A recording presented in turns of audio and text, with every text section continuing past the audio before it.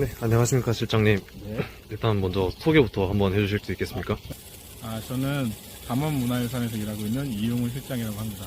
저는 공주대학교 문화재보존과학과 공사학번이고요. 지금 문화재 보존 처리 업체에 들어와서 문화재 보존 처리를 10년째 하고 있습니다. 그러면 현장은 지금 레이저 세척 중인 걸로 알고 있는데요. 네. 혹시 레이저 세척의 원리에 대해서 간단하게 설명 가능하실까요? 네, 이게 레이저 세척의 원리는 아마 학생 여러분들이 수업 시간에 배우실 수도 있는데 저는 최대한 간단하게 말씀을 드리겠습니다. 문화재 오염물이라는 거는 단순하게 생각하면 모체에 오염물이 붙어있는 느낌이라고 생각하시면 됩니다. 요게 오염물인데 이 오염물을 제거하는 방법은 지금까지 여러 가지 방법이 있었습니다.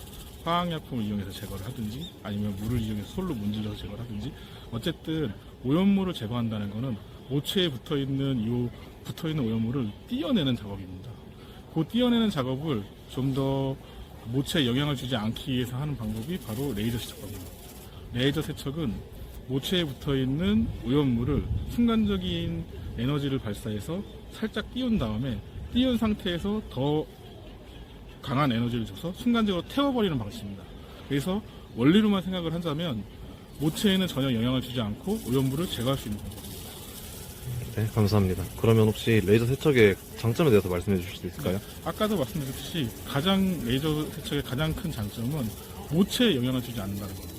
아까 말씀드렸듯이 모체와 오염물이 붙어 있는데 이 오염물을 제거하기 위해서는 지금까지는 화학약품을 사용하든지 아니면은 어떤 물리적인 힘을 가했었는데 이런 과정에서 어쩔 수 없이 모체에 영향을 줄 수밖에 없게 됩니다. 모체에 영향을 준다는 것 자체가 문화재에 훼손의 가능성이 있기 때문에 그 가능성을 최대한 배제할 수 있는 방법이 레이저 세척 방법입니다. 그럼 혹시 단점도 있을까요? 당연히 단점은 있고 모든 보존 처리 방법은 다 장점과 단점을 지니고 있는데 레이저 세척 방법의 이제 가장 큰 단점이라고 하면은 모든 오염물이 다 제거되지 않는다는 겁니다.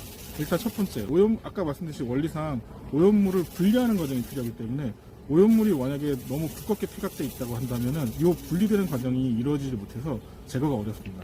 또 하나는 오염물의 색상별로 제거되는 정도의 차이가 납니다.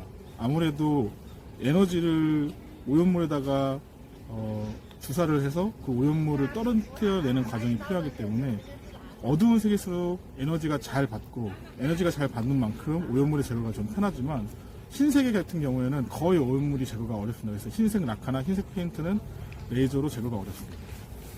그러면 레이저 세척 장비의 혹시 국내 구비 현황 정도는 말씀해 주실 수 있을까요? 일단 제가 우리나라에 들어와 있는 모든 레이저 세척 장비를 다 알 수는 없고요. 일단은 우리나라의 산업계 쪽에서는 굉장히 활발하게 레이저 세척 장비가 사용되는 걸로 저는 알고 있고요. 그리고 문화재 분야에서는 굉장히 소수의 기관에서만 레이저 세척 장비를 보유하고 있는 걸로 저는 알고 있습니다.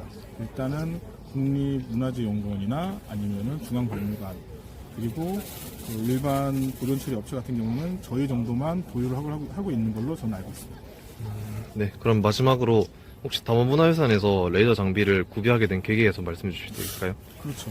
일단 아까도 말씀드렸듯이 문화재에 있는 오염물을 제거할 수 있는 방법은 굉장히 여러 가지가 있습니다. 근데 그 방법들을 계속 사용하다 보면 몇 가지의 어려움에 봉착하게 되는데 첫 번째는 아까 말씀드렸듯이 오염물을 제거하면서 문화재 표면에 손상을 줄 수 있는 가능성이 생긴다는 겁니다.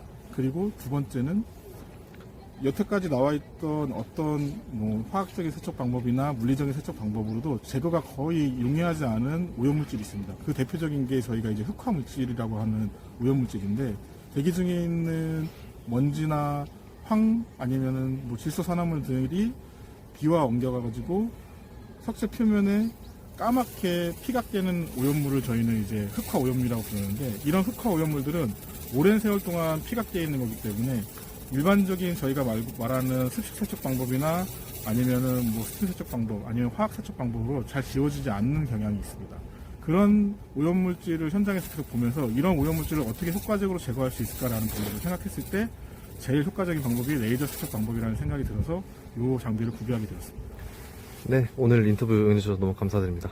네, 감사합니다. 감사합니다. 네, 안녕하십니까 대표님. 네. 문화재보존과학과 1학번 유성재입니다. 네, 반갑습니다. 인터뷰 응해주셔서 먼저 감사드리다는 말씀 드리고요. 네. 대표님 소개부터 먼저 해주실 수 있을까요? 네, 먼저 저희 학과의 문보인의 날에 이렇게 졸업생 선배를 인터뷰에 초대해 주셔서 고맙다는 말씀을 먼저 드리고, 저는 김영택입니다. 주식회사 담원문화의 유산의 대표직을 맡고 있고요. 그래서 제 스토리를 간략하게 설명을 드리면 재밌을지 모르겠지만, 이제 저는 군 복무를 하고 제대를 하면서 복학을 하면서 이제 3학년 때부터 저희 문화재 보존과에 복수 전공을 하면서 이 문화재를 공부하기 시작을 했습니다. 그래서 졸업을 하고 이제 공부의 필요성을 느끼고 대학원을 진학을 바로 했습니다. 그래서 이제 석조 문화유산 보존과학을 대학원에서 전공을 하고 이제 석사를 졸업하고 바로 보존처리 회사에 취업을 하게 됐습니다. 그때가 2005년 여름으로 기억합니다. 그래서 그 회사에서 10년을 근무를 하고 2015년도에 지금 이 담원문화유산 회사를 설립을 했습니다. 그래서 그 중간에 이제 회사 직장인으로서 회사를 다니면서 이제 박사과정, 학위과정을 파트타임으로 졸업을 하게 됐고요. 10년 만에. 그리고 그때 시점에 이제 저희 이 보존처리 회사에서 좀 중요하다고 생각을 하는 문화재 수리기술자, 지금 이제 명칭이 바뀌었죠. 국가유산 수리기술자 자격증을 취득을 했습니다. 그러면은 지금 맡고 계신 게 담원문화유산의 대표직을 맡고 계신 거잖아요. 네. 그러면 담원문화유산이 주로 하는 일이 무엇인지 설명 가능할까요? 네, 뭐 다음문화유산은 아시다시피 민간 이제 수리 업체입니다. 네. 국가유산 수리업으로 등록이 된 수리 업체이고요. 국가에서 다 지정문화유산에 대한 보존 처리를 다 수행할 수 없기 때문에 이제 민간 업체가 그거를 수행을 하고 있고요. 그래서 회사들은 이제 각각의 좀 특색이 있는 회사도 있습니다. 그래서 저희 회사도 그런 부분에서는 석조문화유산 보존처리 업무를 많이 수행을 했고요.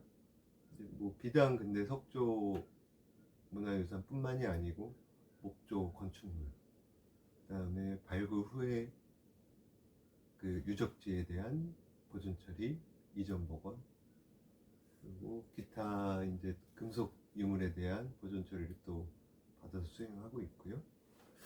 뭐 저희 회사가 또 다른 부분이라고 하면 보존 처리 전에 계획 수립 단계에서 이제 조사라든가 분석하는 일을 할 수가 있어서 저희 회사 자체적으로 할 수 있는 부분은 이제 보존과학적인 조사나 분석 일을 직접 수행하면서 또 거기에 따른 보존 처리를 하고 있습니다. 네, 알겠습니다.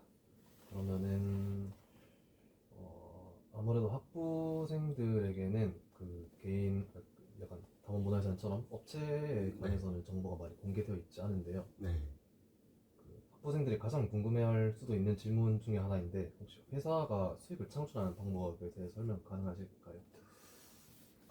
참 어려우면서도 필요한 부분이죠. 네. 학생들이 또 궁금해할 수 있는 부분이고 저도 마찬가지였고, 근데 이제 회사를 설립을 하고 경영, 운영을 해보니까 이제 회사의 이 민간 보존처리 회사의 수익 구조는 이제 뭐 큰 틀에서 벗어나진 않습니다. 일단 국가에서 발주하는 그런 일들을 이제 가격 입찰이라는 형태로 일을 따서 진행하기도 하고요. 이제 그런 가격 입찰이라는 시스템 제도 외에도 이제 직접 수의 계약으로 진행할 수 있는 규모에서는 진행을 하고 있고요.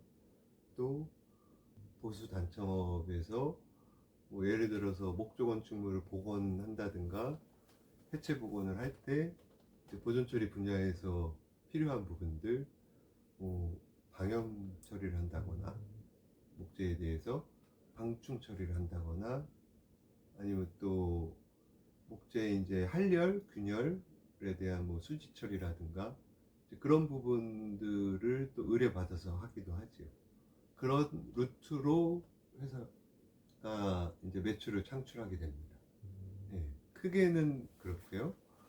그리고 이제 또 저희 회사는 아직 그런 부분에서는 좀 상대적으로 미약하긴 한데 전국에 있는 그 사찰 또 성보 문화유산, 지정 문화유산을 보유하고 있는 사찰을 통해서 일을 하기도 합니다. 이제 동산문화재가 그런 부분 서화류라든가 뭐 서책 그런 부분들이 사찰에서 이제 주로 많이 하게 되는 일들이죠. 그래서 그 매출의 구조가 이제 그렇습니다. 좀 어려운 부분이 중에 하나가 고정적인 수입원이라는 게 이 보존처리 회사에서는 그렇게 딱 정해져 있지 않습니다.